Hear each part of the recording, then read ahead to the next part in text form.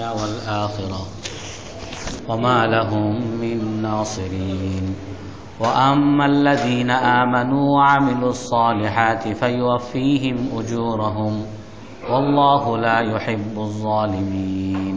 আল্লাহ তাআলা বলেন, অতঃপর যারা অস্বীকার করেছে আমি তাদেরকে কঠিন শাস্তি প্রদান করব দুনিয়াতে এবং আখিরাতে, এবং তাদের কোনো সাহায্যকারী নেই। আর যারা ঈমান এনেছে এবং নেক আমল করেছে আল্লাহ তাআলা তাদেরকে পূর্ণ প্রতিদান দান করবেন। আর আল্লাহ তাআলা অত্যাচারীদেরকে পছন্দ করেন না। এই আয়াত, আল্লাহ তাআলা এরকম আয়াত কোরআনের কিছুক্ষণ পরে পরেই কোনো একটা ঘটনা বা কোনো একটা বিষয় বলার পরে আল্লাহ তাআলা এরকম আয়াত মানুষকে স্মরণ করিয়ে দিয়েছেন। যারা আল্লাহ তাআলাকে মানবে আল্লাহ তাআলা তাদেরকে দুনিয়াতেও সফলতা দিবেন, আখিরাতেও সফলতা দিবেন। আর যারা আল্লাহ তাআলাকে মানবে না, অস্বীকার করবে, আল্লাহ তাআলা তাদেরকে দুনিয়াতেও শাস্তি দিবেন, আখিরাতেও শাস্তি দিবেন। যারা কাফের আমি তাদেরকে কঠিন শাস্তি দিব দুনিয়াতেও। দুনিয়াতে আল্লাহ তাআলা কাফেরদেরকে কঠিন শাস্তি প্রদান করেছেন। যেমন আমরা দেখেছি রাসূল সাল্লাল্লাহু আলাইহি ওয়াসাল্লামকে যে সকল কাফেররা নির্যাতন করেছে, রাসূল সাল্লাল্লাহু আলাইহি সাল্লামকে বিতাড়িত করেছে, রাসূল সাল্লাল্লাহু আলাইহি সাল্লামের সাহাবাগণকে কষ্ট দিয়েছে, আল্লাহ তাআলা তাদের দুনিয়াতেই শাস্তি দিয়েছেন। বদরের যুদ্ধে তাদের কাউকে আল্লাহ তাআলা হত্যা করছেন, বদরের যুদ্ধে তাদের কাউকে আল্লাহ তাআলা আটক করছেন, বদরের যুদ্ধে তাদের কাউকে অপমানিত করছেন। এবং পরবর্তীতেও যে সমস্ত কাফেররা রাসূল সাল্লাল্লাহু আলাইহি সাল্লাম এবং সাহাবায়ে কেরামের বিরোধিতা করেছিলেন আল্লাহ তাআলা তাদেরকে দুনিয়াতেই তাদেরকে আল্লাহ তাআলা শাস্তি দিয়েছেন। এটা আল্লাহ তাআলার চিরাচরিত নিয়ম। যারা আল্লাহকে অস্বীকার করবে, যারা আল্লাহ তাআলাকে মানবে না, রাসূল সাল্লাল্লাহু আলাইহি সাল্লামের আদর্শের যারা অনুসরণ করবে না, আল্লাহ তাআলা তাদেরকে দুনিয়াতেও শাস্তি দিবেন, আখিরাতেও শাস্তি দিবেন। আর এই ক্ষেত্রে ওমা লাহুম মিন নাসিরিন, আল্লাহ তাআলার শাস্তি যখন আসবে তো তখন কোনো সাহায্যকারী নেই। তখন আল্লাহ তাআলার সেই শাস্তি থেকে বাঁচানোর মতো কেউ নাই। হয়তো কেউ বড় ক্ষমতাধর হতে পারে, কেউ প্রধানমন্ত্রী হলো অথবা কেউ প্রেসিডেন্ট হলো, বড় মন্ত্রী হলো, তার উপরে আক্রমণ করার মতো কারো ক্ষমতা নাই। তার আশেপাশে কেউ আক্রমণ করতে পারে এরকমও কোনো সুযোগ নাই। সব জায়গায় প্রহরী, অস্ত্র সজ্জিত, তার চারিপাশে প্রহরী, আর সে মনে করতেছে সে খুব নিরাপদ। কিন্তু আল্লাহ তাআলা যদি তাকে ধরতে চান তো তাকে একটু তার ব্রেন স্ট্রোক করিয়ে দিবেন, তার একটু শ্বাস প্রশ্বাসে একটু ঝামেলা করিয়ে দিবেন, আল্লাহ তাআলা তার হার্ট অ্যাটাক করিয়ে দিবেন, আল্লাহ তাআলা তার কিডনি ড্যামেজ করে দিবেন, আল্লাহ তাআলা তার ব্রেন নষ্ট করে দিবেন। তো এই আল্লাহ তাআলার এই সকল শাস্তি থেকে বাঁচার কার ক্ষমতা আছে? কেই বা আল্লাহ তাআলার এই শাস্তি থেকে আমাকে বাঁচাতে পারবে না। আমার কোনো ক্ষমতা বাঁচাতে পারবে না, ধন সম্পদ বাঁচাতে পারবে। অনেক ধন সম্পদশালী, অনেক সম্পদশালী আছে যারা হাসপাতালে টাকার পর টাকা খরচ করে, আর যখন কোনো হাসপাতালওয়ালা জানে এই লোকের কাছে টাকা আছে তো তখন তারাও জানে যে এই লোকটা ডেড, ক্লিনিক্যালি ডেড, মানে এই কথা একটা বলে মরে গেছে, কিন্তু ক্লিনিক্যালি ডেড বলে তারা বলে যে এখন আইসিইউতে রাখেন, আর প্রতি ঘন্টায় বা প্রতিদিনে 20,000, 25,000, 30,000 এরকম করে এখনো এই যে দেখেন না তার শ্বাস প্রশ্বাস এখনো হচ্ছে, এখনো হার্টবিট তার আছে, এইভাবে আরো 5 দিন, 10 দিন, 15 দিন রাখে। একজন মৃত ব্যক্তিকে রেখে কয়েক লাখ টাকার মামলা বা আত্মীয় স্বজনের উপরে ঝুলিয়ে দেয়। তো আল্লাহ তাআলার ফয়সালা, আল্লাহ তাআলার আদেশ যখন আসবে, শাস্তি যখন আসবে, তো সেই শাস্তিকে প্রতিরোধ করার মতো ক্ষমতা কারো নাই। এটাই আল্লাহ তাআলা বলছেন, ফা আম্মাল্লাযীনা কাফারু ফাউআযিবুহুম আযাবান শাদীদান ফিদ দুনিয়া ওয়াল আখিরা ওয়া মা লাহুম মিন নাসিরিন। হযরত আইয়ুব আলাইহিস সালাম একবার আল্লাহ তাআলাকে বলতেছেন যে হে আল্লাহ, আপনার কাছে মান আফদালুল ইবাদি ইলাইক, আপনার কাছে সবচেয়ে প্রিয় বান্দাকে। তো আল্লাহ তাআলা বলতেছেন আমার কাছে প্রিয় বান্দা হলো মান আহাব্বানি ও আহাব্বা মান আহাব্বানি ওয়াহাব্বাবানি ইলাল খালক, যে নাকি আমাকে ভালোবাসে এবং আমাকে যারা ভালোবাসে তাদেরকে ভালোবাসে আর আমাকে সৃষ্টি জগতের কাছে মানুষের কাছে প্রিয় বানায়, ভালোবাসার পাত্র বানায়।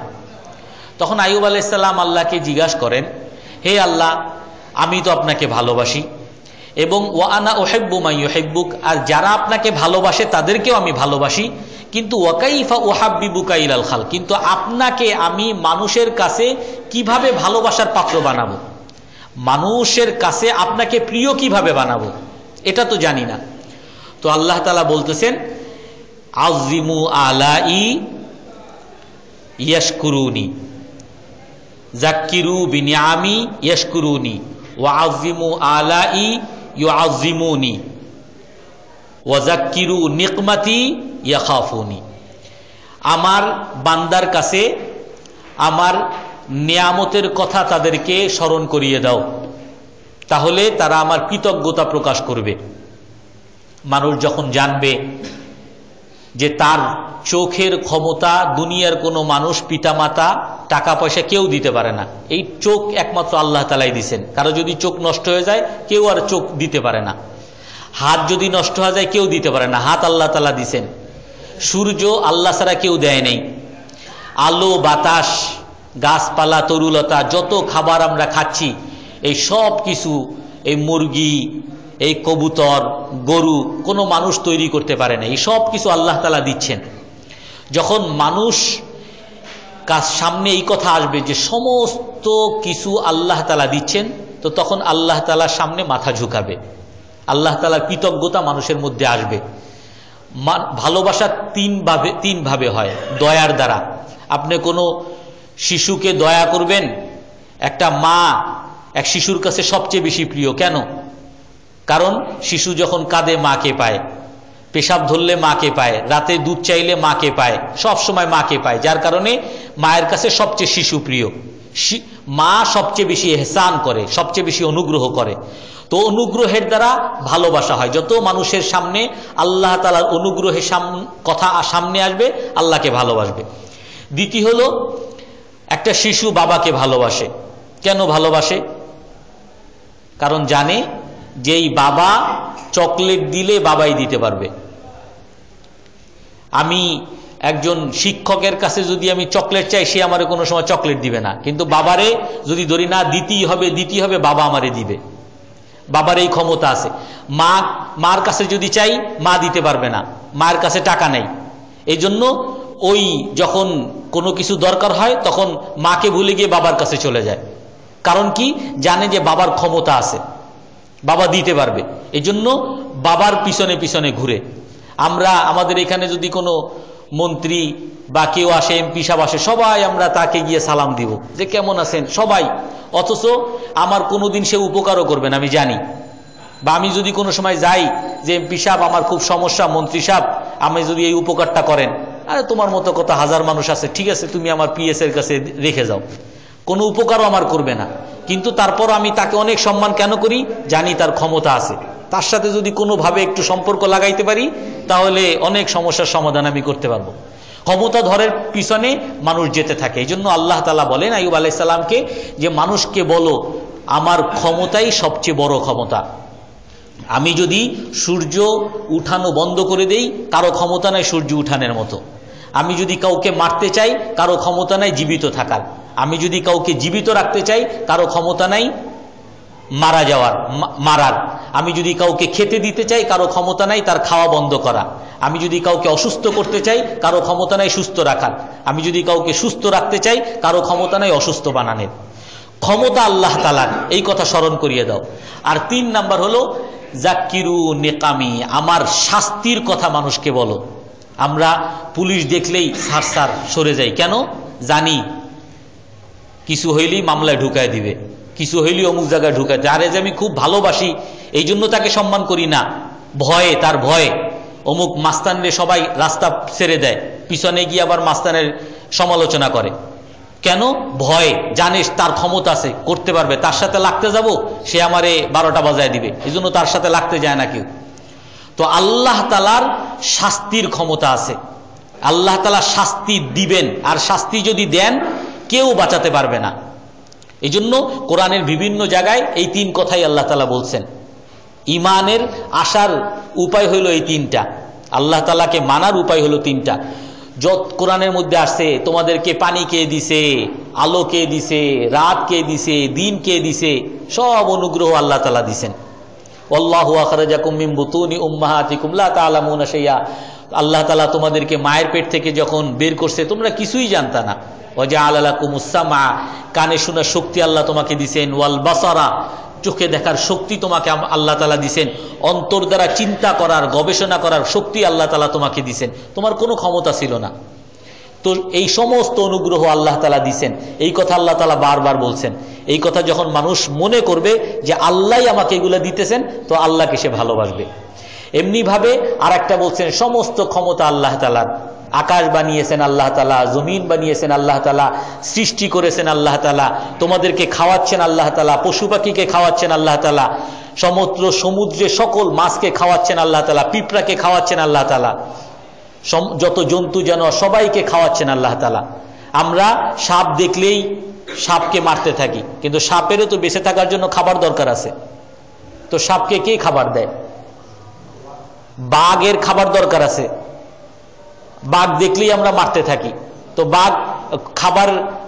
বাঘেরকে আমরা খাবার দিই না, তার মুখ থেকে সে যদি কখনো আক্রমণ করতে আসে, গরুর পালের উপরে, ছাগল পালের, সবাই মিলে আক্রমণ করি। তো বাঘকে তো খাবার তো দেয়, কে দেয় খাবার? তো সমস্ত ক্ষমতা আল্লাহ তাআলার কোরআনের বিভিন্ন জায়গায় আসছে। আর একটা হলো আল্লাহকে মানো, পাবা, আর যদি আল্লাহকে না মানো তার শাস্তিও কঠিন। ওই আল্লাহর ভয়ে আল্লাহকে মানবে।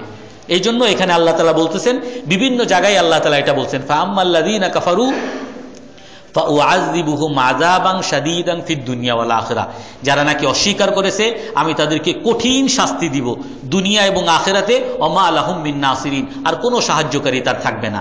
আমি যখন তাকে শাস্তি দিব কেউ তাকে বাঁচাতে পারবে না। ওয়া আম্মাল্লাযীনা আমানু ওয়া আমিলুস সালিহাত ফায়ুওয়াফিহিম উজুরাহুম। আজকে আমরা দুনিয়াতে অনেক সময় এক বন্ধুর জন্য, বা বিশেষ করে এখন তো নির্বাচনের সময়, নেতার পিছনে ঘুরে সারা দিন রাত তার স্লোগান দেয়। যখন নেতা নির্বাচিত হয়ে যায়, নেতার কাছে যায়, আমি তো আপনার পিছনে সবসময় ঘুরছি, একটা চাকরির ব্যবস্থা করে দেন। তোমার মতো কত মানুষই তো ঘুরছে, ঠিক আছে দেখি তোমারটা। আমি তার জন্য যে এত খাটছি, এগুলোর কোনো মূল্য নাই। আর আল্লাহ তাআলার জন্য যে একটা ফোঁটা খাটবে, প্রতিটা ফোঁটার দাম আল্লাহ তাআলা দিবেন। আপনি যে নামাজে আসতেছেন, নামাজে যে পা ফেলতেছেন, কেউ হিসাবও করি না যে আমি কয়টা পা ফেলে আমি মসজিদে আসছি। আপনি বলতে পারবেন আজকে কয়টা কদম ফেলে মসজিদে আসছেন? কিন্তু এই হিসাব কিন্তু আল্লাহ তাআলার কাছে আছে। প্রতিটা কদমের বিনিময়, প্রতিটা পা ফেলার বিনিময়, যে নামাজ পড়তে মসজিদে আসে, প্রতিটা পা ফেলার বিনিময় আল্লাহ তাআলা 10টা করে নেকি তার আমলনামায় লেখেন, 10টা করে গুনাহ তার আমলনামা থেকে বাদ দেন, এবং 10টা করে পদমর্যাদা তার বাড়িয়ে দেন। আমি যে আপনার সাথে এমনি হাসতেছি, অনেক সময় হাসি না, আমরা হাসি, সবাই হাসে, আমিও হাসি, কিন্তু তাবাসসুমুকা ফি ওয়াজহি আখিকা সাদাকা। আল্লাহ রাসূল বলেন, তুমি যে তোমার এক মুসলমান ভাইয়ের দিকে তাকিয়ে তাকে খুশি করার জন্য একটা মুস্কি হাসি দিলা, আল্লাহর রাস্তায় সদকা করলে যেরকম সওয়াব পাইতা, এরকম সওয়াব আল্লাহ তাআলা তোমাকে দিতেছেন। প্রতিটা কাজের মূল্য আল্লাহ তাআলার কাছে আছেন। আল্লাহ তাআলা এমন সত্তা, তার জন্য যে যা করবে কোনো কিছু বিফলে যাবে না। আপনি হয়তো এক প্রেমিকার পিছনে সারা জীবন কাটিয়ে দিছেন, চোখের পানি ফেলতেছেন, কিন্তু ওই প্রেমিকা আপনার চোখের পানির কোনো মূল্য দিবে না, সে আর একজনের সাথে বিয়ে বসে চলে গেছে। আল্লাহর জন্য যে এক ফোঁটা পানি ফেলবে, হাদিসের মধ্যে আছে যে নাকি আল্লাহর জন্য এক ফোঁটা পানি ফেলে, সেই শরীরটা আল্লাহ তাআলা জাহান্নামের জন্য হারাম করে দেন। আল্লাহ তাআলা আরশের নিচে ছায়া দেন যে ব্যক্তি নাকি রজুলুন ফাদাত আইনাহু মিন খাশিয়াতিল্লাহ, যার চোখ থেকে পানি পড়ছে শুধুমাত্র আল্লাহর ভয়ে। আপনার মুখ থেকে, আপনার চোখ থেকে এক ফোঁটা পানি পড়ছে, এটার মূল্য আল্লাহ তাআলার কাছে আছে। আপনি আল্লাহর জন্য একটা বাক্য বলছেন, হাদিসের মধ্যে আছে লামাকামু আহাদিকুম সাআতান ফি সাবিলিল্লাহ খায়রুন মিন আমালিহি উমরাহু ফি আহলিহি। কেউ যদি আল্লাহর জন্য একটা কথা বলে, কিছুক্ষণ সময় কথা বললো, এই যে আপনারা আল্লাহর জন্য বসছেন, অথবা দাওয়াতের জন্য কাউকে দাওয়াত দিতে গেলেন, কোনো মানুষকে নামাজের কথা বলতে গেলেন, কিছু সময় এই দাওয়াতের কাজে, এরকম দাওয়াতের কাজে, ভালো কাজের আদেশ, অসৎ কাজের নিষেধের কাজে কিছু সময় ব্যয় করা, হাদিসের মধ্যে আছে সারা জীবন একজন মানুষ নেক আমল করলে যেরকম সওয়াব পাবে এর চেয়ে বেশি সওয়াব আল্লাহ তাআলা আপনাকে দিবেন। কি শুধু কিছুক্ষণ সময় আপনি দাওয়াত দিলেন, কিছুক্ষণ সময় আপনি দাওয়াতের কাজে অতিবাহিত করলেন, লাগাদুওয়াতুন ফি সাবিলিল্লাহ, আল্লাহর রাস্তায় এক সকাল অথবা এক বিকাল কেউ যদি ব্যয় করে, মানুষকে ভালো কাজের দিকে ডাকার ক্ষেত্রে কেউ যদি এক সকাল অথবা এক বিকাল ব্যয় করে, অথবা খারাপ কাজ থেকে নিষেধ করার ক্ষেত্রে, অথবা আল্লাহর যে কোনো কাজের ক্ষেত্রে যদি কেউ এক সকাল অথবা এক বিকাল আল্লাহর রাস্তায় ব্যয় করে, তো দুনিয়া এবং দুনিয়ার মধ্যে যা কিছু আছে এর চেয়ে বেশি উত্তম। তো আপনার প্রতিটা জিনিসের মূল্য আল্লাহ তাআলার কাছে আছে। সুবহানাল্লাহ একবার বলতেছেন, পাহাড় পরিমাণ স্বর্ণ, পাহাড় পরিমাণ স্বর্ণ সদকা করলে যেরকম সব, এর চেয়ে বেশি সব আল্লাহ তাআলা আপনাকে দিবেন। এক হাদিসের মধ্যে আছে, এক ব্যক্তি লাউ আন্না রাজুলান ইনদাহু জুহর, এক ব্যক্তির কাছে এরকম স্বর্ণের একটা ব্যাগ, সে সদকা করতেছে, সে সদকা করতেছে, আসতেছে টাকা দিতেছে, আসতেছে টাকা দিতেছে, সদকা করলে সওয়াব আছে না? সদকা করলে সওয়াব আছে। আর এক ব্যক্তি গরিব মানুষ, টাকা পয়সা নাই, কিন্তু সে কি করতেছে? জিকির করতেছে, আল্লাহ আল্লাহ সুবহানাল্লাহ আলহামদুলিল্লাহ আল্লাহু আকবার লা ইলাহা ইল্লাল্লাহ। টাকা পয়সা নাই কিন্তু জিকির করতেছে। আল্লাহ রাসূল বলেন, এক ব্যক্তির তার কাছে স্বর্ণের থইলা আছে আর এখান থেকে সে শুধু সদকা করেই যাচ্ছে, আর এক ব্যক্তির কাছে থইলা নাই, সে আল্লাহর জিকির করে যাচ্ছে, লাকানা জাকিরু আফদল, এই দুই ব্যক্তির মধ্যে যে জিকির করতেছে আল্লাহ তাআলার কাছে সেই বেশি প্রিয়। তো আপনি বসে বসে সুবহানাল্লাহ বলতেছেন, এটার মূল্য আল্লাহ তাআলার কাছে আছে। প্রতিটা কাজের মূল্য আল্লাহ তাআলার কাছে আছে। ওয়াল্লাহু লা ইউহিব্বুজ জালিমিন, আর আল্লাহ তাআলা যারা জালিম তাদেরকে ভালোবাসেন না। আমি জালিম আমরা বিস্তারিত আলোচনা করছি। এখানে যে জালিম সেটা হলো নিজের উপরে জুলুম করা। আমাকে আল্লাহ তাআলা সময় দিছেন, সামর্থ্য দিছেন, শক্তি দিছেন, আমি ইচ্ছা করলে সুবহানাল্লাহ বলতে পারতেছি, জিকির করতে পারতেছি, কিন্তু আমি করলাম না, নিজের উপরে জুলুম করলাম। আমি কিয়ামতের দিন মানুষ জান্নাতে যাওয়ার পরে কোনো আফসোস থাকবে না, একটা আফসোস শুধু থাকবে, লাইসা ইয়াতাহাসসারু আহলুল জান্নাহ ইল্লা আলা সাআতিন মাররাত ফিহি বিদুনি যিকরিল্লাহ। যেই সময়টা মানুষের আল্লাহর জিকির ছাড়া কাটিয়েছে, সেই সময়টার জন্য মানুষ কিয়ামতের জান্নাতে গিয়ে আফসোস করতে থাকবে। এই জন্য আমি নিজের উপরে জুলুম করা, আমি নামাজ না পড়ে নিজের উপরে জুলুম করে নিজের শরীরকে আমি জাহান্নামের জন্য উপযুক্ত করতেছি। এই জন্য ওই জালিমকে আল্লাহ তাআলা কখনো পছন্দ করেন না। আল্লাহ তাআলা আমাদেরকে আমল করার তৌফিক দান করেন। কারো কোনো প্রশ্ন আছে? জি,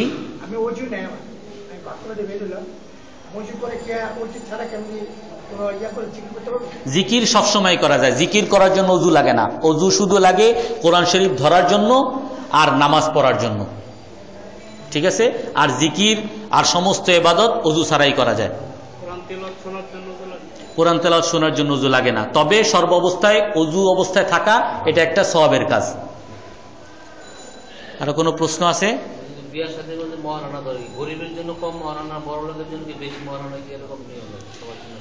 মহারানা বংশ অনুযায়ী, কিন্তু সর্বনিম্ন একটা পর্যায়ে আছে 10 দিরহাম, এর নিচে মহারানা ধরলে মহারানা হিসাবে গণ্য হবে না, এর চেয়ে একটু বেশি হইতে হবে, সেটা কয়েক হাজার হয়, বেশি না।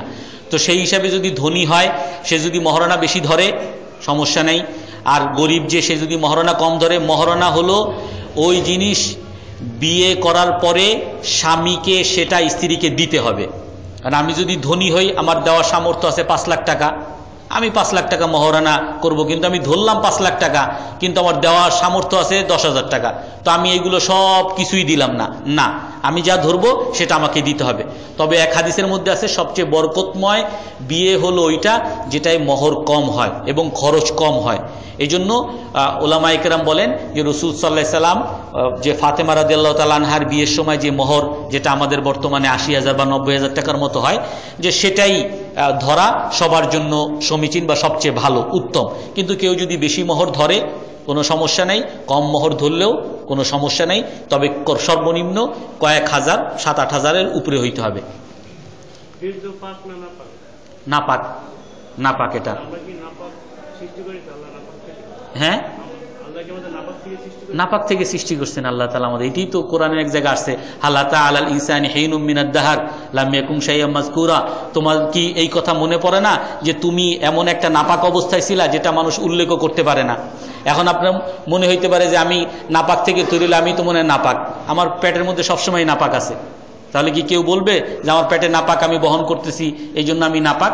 না, এটা আল্লাহ তাআলার একটা সৃষ্টি, এবং রাসূল সাল্লাল্লাহু আলাইহি সাল্লাম এভাবে বলে দিয়েছেন যে আমি নাপাক, এই নাপাক থেকে তৈরি হয়েছি, এটা আমার সবসময় মনে রাখতে হবে। আমার সবসময় নাপাক নিয়ে বহন করতেছি, নাপাক বহন করতেছি, এটা আমার মনে রাখতে হবে। তাহলে আমি যে কত ক্ষুদ্র, কত নিকৃষ্ট আমি নিজেকে জানতে পারবো, অহংকার করতে পারবো না।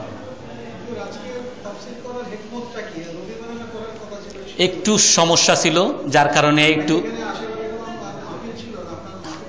না, একটু আগামী 2-1 সপ্তাহ একটু হেরফের হবে, তারপর আবার নিয়মিত হবে ইনশাল্লাহ। রবিবার ঠিক মতোই হবে ইনশাল্লাহ। জি জি, আর 2-1 সপ্তাহ তারপর ইনশাল্লাহ নিয়মিত হবে।